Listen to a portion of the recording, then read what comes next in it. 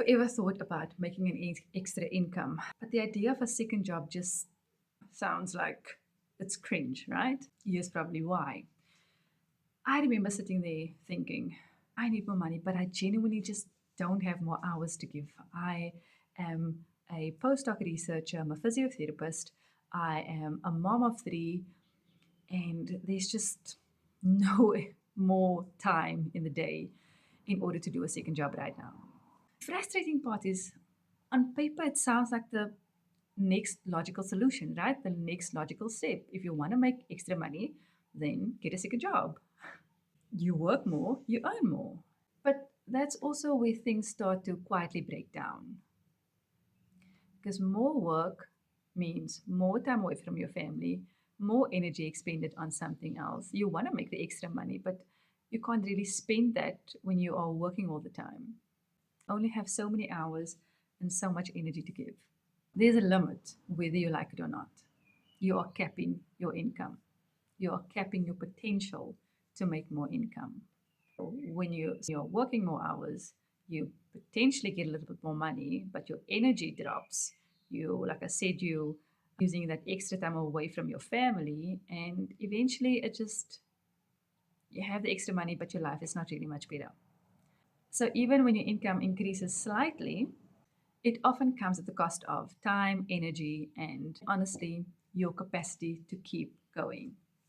And to be fair, choosing a second job makes complete sense, right? It's predictable, it feels safe. You know that if you work so many hours, that's how much money you're going to get in. But the trade off is that you are only solving the immediate pressure without actually how your income changes over time and how things work in the long term. So at some point, I started to think that there has to be a different way. There has to be a different way to generate and to think about income. And it's not just about how much you earn, but how you can earn it. Active income requires that you continuously show up. You constantly have to be present. But leveraged income is built differently. I didn't understand all of this until I obviously did some research. Leveraged income allows something you create once to continue working for you over time. And that shift is what changes everything. And I have to be honest, this is not about complicated business models or becoming super tech savvy. Leverage can be as simple as systems, platforms, structures, content that continues to reach people and create opportunities, even when you are not actively involved in that moment. It's about removing yourself as the only source of output. It's the dream, right?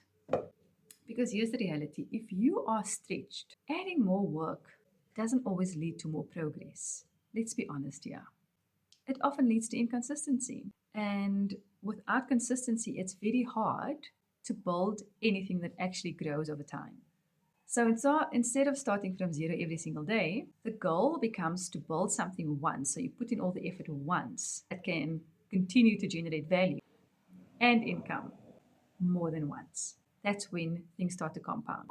Not overnight, but in a way that actually moves you forward. And this is where digital systems come in.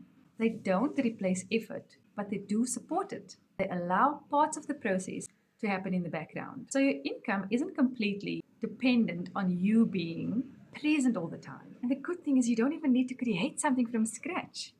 I've got a solution that's already built. If you've been feeling like, I need more, but I can't give more, you're not doing anything wrong.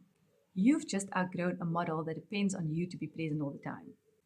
If you're curious about what this could look like in a more structured, beginner-friendly way, I've linked the system below that I'm using. You can have a look in your own time, just to understand how it works.